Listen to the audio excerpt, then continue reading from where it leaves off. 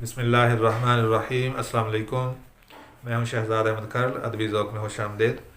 آج کلام کے حوالے سے 3 عیوب کے بارے میں پڑھیں گے۔ تاکید لفظی، تاکید معنوی اور عیب تنافر کی مکمل بحث ہم پڑھیں گے، تو چلیں شروع کرتے ہیں۔ دیکھیں، یہ ایک مصرع ہے جو گھٹا چھائی ہے نینوں پر، ابھی برسات باقی ہے۔ تو اس مصرے میں آپ دیکھیں کہ گھٹا چھائی ہے نینوں پر، ابھی برسات باقی ہے۔ اس کی اگر بالکل نثری ترتیب کے مطابق اگر ہم اسے کریں تو یہ بنتا ہے کہ نینوں پر گھٹا چھائی ہے، برسات ابھی باقی ہے۔ تو اسے ہم نے شعری ضرورت کے تحت اسے الفاظ کو نثری ترتیب سے تھوڑا سا ہٹایا ہے، لیکن اس کے باوجود اس کو وزن میں بھی لائے ہیں، اس کے باوجود اس کا مفہوم جو ہے وہ نہیں بدلا، اور اسے آسانی سے سمجھا جا سکتا ہے۔ گھٹا چھائی ہے نینوں پر، ابھی برسات باقی ہے۔ یہاں پہ ایک اور چیز عرض کرتا چلوں کہ کسی بھی شعر کا نثر کے زیادہ قریب ہونا اس کے حسن کو بڑھاتا ہے۔ تو جتنا شعر کا مصرع جو ہے وہ نثر سے زیادہ قریب ہوگا، نحوی قواعد کی پابندی کے مطابق ہوگا، تو وہ اتنا ہی خوبصورت اور آسان لگے گا۔ تو شعری ضرورت کے تحت اسے ہٹایا تو جا سکتا ہے، لیکن ایسی رد و بدل الفاظ میں کہ جس سے مصرعے کا مفہوم سمجھنا مشکل ہو جائے، یہ عیب لفظ تاکید لفظی کہلاتا ہے۔ یہ ایک عیب ہے۔ جیسے دیکھیں اس کی مثال، جیسے اسی مصرعے کو ہم نے گھٹا چھائی ابھی برسات نینوں پر ہے باقی ہے، اس طرح سے کیا تو یہ اس کے باوجود ہے تو یہ وزن میں گھٹا چھائی مفاعل ابھی برسا مفاعل تو باقی ہے، تو اس کو آگے ملایا، نینوں پر یہاں تک تیسرا مفاعل آ گیا، اور ہے باقی ہے یہ چوتھا مفاعل آ گیا۔ تو اس کے باوجود یہ ہے وزن میں، لیکن اسے سمجھنا مشکل ہو گیا کہ نینوں پر گھٹا چھائی ہے یا نینوں پر برسات ہو رہی ہے، اور باقی ہے کا تعلق جو ہے گھٹا چھائی سے ہے یا برسات ہونے سے ہے یا نینوں کے کس چیز سے ہے۔ تو یہ جب سمجھنے والا، پڑھنے والا مصرعے سے اس کا درست مفہوم تک نہیں پہنچ سکتا تو اسے ہم تاکید کہتے ہیں۔ تو تاکید اگر تو الفاظ کی ہیرا پھیری سے آئی ہو، الفاظ کے ایسے برتاؤ سے، ایسی نشست سے آئی ہو کہ جہاں لفظوں کو بدل کر اس تاکید کو دور کیا جا سکتا ہو، تو اسے ہم تاکید لفظی کہتے ہیں۔ اور اگر ایسا شعر ہو جس میں مفہوم مصرعے کا سمجھا نہیں جا رہا، لیکن لفظوں سے وہ تاکید نہیں آئی، وہ معنوی تاکید کہلائے گی، یعنی شاعر نے الفاظ کا چناؤ کرتے ہوئے ایسے لفظ چنے ہیں، ایسے لفظ برتے ہیں جو کہ اپنا پورا معنی نہیں دے رہے۔ بعض اوقات ایسا ہوتا ہے کہ بہت بڑا مضمون جب ہم ایک چھوٹی بحر میں یا 2 مصروں میں سمانے کی کوشش کرتے ہیں تو کچھ چیزیں جو ہیں وہ ہم پوری طرح سے ان کی ادائیگی نہیں کر پاتے۔ وہاں پہ یا الفاظ کے چناؤ میں ہم ایسی غلطی کرتے ہیں کہ درست اس کا معنی جو ہے یا درست مفہوم جو ہے وہ ہمارے ذہن میں نہ ہو، تو ہم سمجھتے ہیں کہ یہ مفہوم کو یا معنی کو پوری طرح سے لفظ ادا کر رہا ہے۔ تو ایسی صورت میں اسے ہم تاکید معنوی کہیں گے، اور تاکید معنوی جو ہے وہ لفظوں کی ترتیب کو بدل کر دور نہیں کی جا سکتی، بلکہ وہ خود شاعر ہی اسے دوبارہ نئے سرے سے باندھے اور درست الفاظ کا چناؤ کر کے اسے مصرعے کو باندھے، تو ہی وہ تاکید اسے نکل سکتی ہے، ورنہ وہ معیوب رہتا ہے۔ اور تاکید لفظی جو ہے، اس میں یہ جس طرح سے ترتیب آگے پیچھے ہوئی، تو تھوڑا سا غور و فکر کر کے ہم سوچ سکتے ہیں کہ کون سی چیز جو ہے وہ کس سے متعلق ہے، کون سے الفاظ ہیں جو جن کی ترتیب بدلیں تو یہ تاکید اس سے دور ہو جائے گی۔ تو لفظوں کے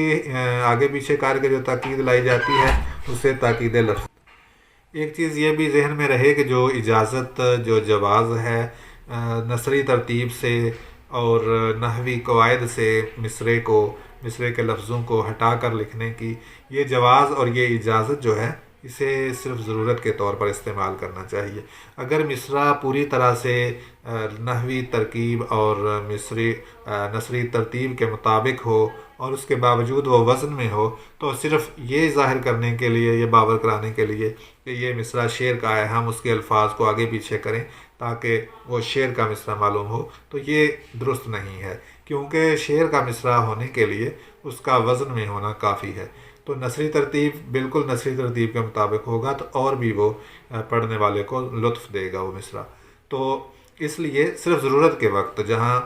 کیونکہ ضرورت اس وجہ سے پڑ جاتی ہے کہ ہم نے شعر میں ہجے کوتا اور ہجے بلند کی ایک خاص ترتیب رکھنا ہوتی ہے، تو الفاظ جو ہیں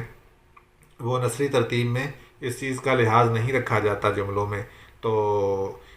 شعر میں رکھنا پڑتا ہے، تو وہاں پہ ہم الفاظ کو تھوڑا بہت آگے پیچھے کر سکتے ہیں۔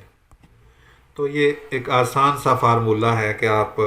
جملہ پڑھتے ہیں، مصرع پڑھتے ہیں، اگر وہ پوری طرح سے اپنا مفہوم دے رہا ہے، اس کا مفہوم سمجھ آ رہا ہے، تو ایسا رد و بدل جو ہے وہ جواز میں آئے گا، اور اگر ایسا رد و بدل ہو کہ تاکید پیدا ہو تو وہ جائز نہیں ہوگا۔ تو یہ سب سے زیادہ سب سے آسان چیز یہ ہے کہ آوازوں پر غور کیا جائے، جس طرح کہ پہلے بھی کہا گیا ہے کہ سننے اور سنانے سے تعلق ہے اس کا، تو اس میں مصرے بھی ہیں، اس میں تاکید آئی ہے یا نہیں آئی، یہ وہ مصرے کی آواز اور اس کا مفہوم بتائے گا۔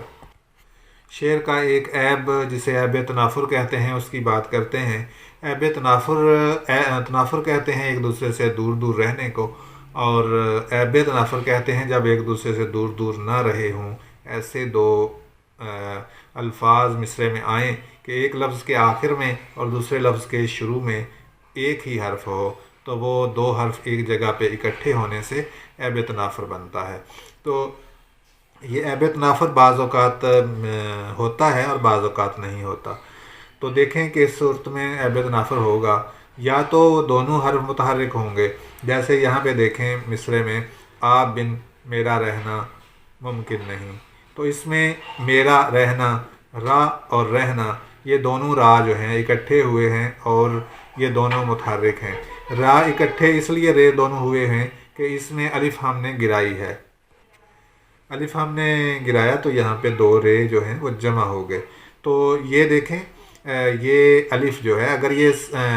اپنی جگہ پہ برقرار رہے اور ایسے مقام پر لایا جائے میرا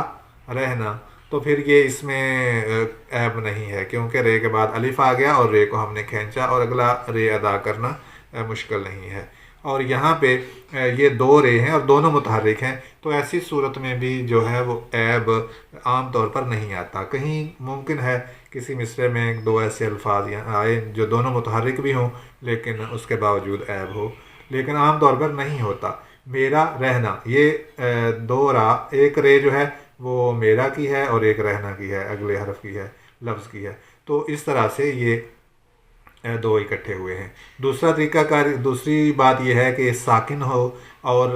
ہجے بلند کا حصہ ہو، پہلے والا جو حرف ہے وہ ساکن ہو اور ہجے بلند کا حصہ، جیسے دیکھیں ممکن میں نون ساکن ہے اور ایک ہجے بلند کا حصہ ہے، کاف اور نون مل کر ایک ہجے بلند بنا رہے ہیں، اور اس کے بعد نہیں جو ہے وہ نون سے شروع ہو رہا ہے، تو یہ جو ہے ممکن کی نون اور یہ نون، یہ دو نونیں ایک جگہ پہ اکٹھے ہوئے ہیں۔ تو اب دیکھیں یہاں پہ بھی عام طور پر عیب تنافر جو ہے وہ نہیں ہوتا، یہاں آپ دیکھیں کہ آواز پر اس کا دار و مدار ہوگا، اگر وہاں پڑھنے سے زبان اٹک رہی ہوگی تو پھر اسے عیب تنافر مانا جائے گا، اور اگر آسانی سے ادا ہو رہا ہو تو پھر عیب تنافر نہیں مانا جائے گا۔ تیسری صورت ہوگی کہ پہلا حرف جو ہے، دو حرف جو اکٹھے ہوئے یا دو ہم مخرج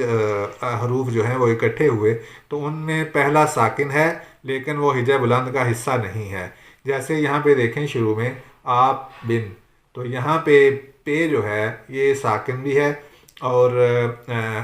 کسی ہجے بلند کا حصہ نہیں ہے، الگ ہجے بلند ہے اور یہ ہجے ساکن ہے، الگ ہے، تو یہ دونوں یہاں پہ مثال جو ہے یہ قریب المخرج حروف کی بھی ہے، کیونکہ پے اور بے جو ہیں وہ قریب المخرج ہیں، بالکل ایک حروف نہیں ہیں بلکہ مختلف حروف ہیں، لیکن قریب المخرج ہونے کی وجہ سے یہ بھی عیب تنافر جو ہے وہ پیدا کر سکتے ہیں۔ تو یہاں پہ دیکھیں اسے پڑھنا تھوڑا مشکل ہے، تو یہاں اسے ہم عیب تنافر میں شمار کرتے ہیں۔ پورا مصرع جو ہے وہ فاعلات مفاعل فعلاً پر ہے، تو آپ اسے پورا پڑھیں۔ آپ بن میرا رہنا ممکن نہیں، آپ بن جو ہے یہاں پہ آپ بن، جب ہم یا آپ کو پورا ادا کریں تو زبان اٹکتی ہے، آپ بن، آپ کو ادا کر کے بن کو پڑھنا جو ہے تھوڑا مشکل ہے، تو اور اگر ہم اسے تیزی سے پڑھیں تو پھر یہ آپ کی پے جو ہے یہ بے سے بدل جاتی ہے اور یہ آپ بن بن جاتا ہے۔ تو یہ جو ہے ایسی صورتحال ہو جہاں پر ساکن ہجا جو ہے وہ بلند ہجا بلند کا حصہ نہ ہو، پہلا ساکن، دو حروف ایک جگہ پہ جمع ہوں گے، جیسے یہ قریب المخرج ہیں، یہاں پہ دونوں رے ہیں، یہاں پہ دونوں نون ہیں، تو دونوں ایک جگہ پہ ایک مقام پہ ایسے اکٹھے ہوئے کہ پہلے لفظ کے آخر میں وہ حرف ہے اور اگلے لفظ کے شروع میں وہ حرف ہے، تو اگلا لفظ جو ہے وہ تو متحرک ہی رہے گا، کیونکہ ابتدا بالسکون جو ہے وہ لفظ نہیں ہوتے، جو لفظ شروع ہوتا ہے جہاں سے وہ پہلا حرف جو ہے متحرک ہوتا ہے اردو زبان میں۔ تو اس سے پہلے والے کے حوالے سے 3 صورتیں ہو گئیں جو ہم نے بیان کی۔ ایک یہ کہ پہلا حرف جو ہے وہ متحرک ہوگا، جیسے یہاں پہ پہلا حرف بھی متحرک ہے، اگلا حرف بھی متحرک ہے، دونوں متحرک ہیں، تو اس میں کوئی خاص عیب نہیں ہے۔ دوسری صورت یہ ہے کہ جمع ہونے والے حروف میں سے پہلا ساکن ہو لیکن کسی ہجے بلند کا حصہ ہو، جیسے ممکن میں نون ساکن ہے لیکن ہجے بلند کا حصہ ہے، کاف اور نون مل کر ہجے بلند بنا رہے ہیں، تو ایسی صورت میں بھی عام طور پر نہیں ہوتا، ہجے عیب تنافر نہیں پایا جاتا، لیکن اس کی آواز پر دار و مدار اس کا ہوتا ہے۔ اگر اسے پڑھنے میں کسی قسم کی دشواری یا سمجھنے میں کسی قسم کی دشواری ہو رہی ہو تو وہاں پہ وہ عیب تنافر مانا جائے گا، اور اگر نہ ہو رہی ہو تو پھر نہیں مانا جائے گا۔ تو اسی طرح تیسری صورتحال ہے جہاں ایک پہلا ساکن جو ہے وہ پہلا حرف جو ہے وہ ساکن بھی ہے لیکن کسی ہجے بلند کا حصہ بھی نہیں ہے، تو ایسی صورت میں وہ عیب تنافر ہوگا وہاں پہ، تو اس سے بچنا چاہیے۔ ایسے الفاظ کو مصرعے میں کچھ اس طرح سے لے آئیں کہ 2 حروف جو ہیں وہ ایک جگہ پہ اکٹھے نہ ہوں، اور ایسی صورت میں اکٹھے نہ ہوں کہ عیب تنافر وہاں پہ پیدا۔ 2 ایوب اس سے پہلے ہم ایک سبق میں پڑھ چکے ہیں، شعر کا 2 لخت ہونا اور شعر میں اظہار کی کمزوری، اور اس سبق میں ہم نے 3 مزید ایوب کے حوالے سے پڑھا ہے، عیب تنافر، تاکید لفظی اور تاکید معنوی۔ تو اگلے ویڈیو لیکچر میں انشاءاللہ مزید ایوب سخن کے حوالے سے بات کریں گے۔ تو اس سبق کے حوالے سے اگر کوئی سوال آپ کے ذہن میں ہو تو کمنٹ میں آپ پوچھ سکتے ہیں، تو ویڈیو کو لائک اور شیئر کریں۔ بہت شکریہ۔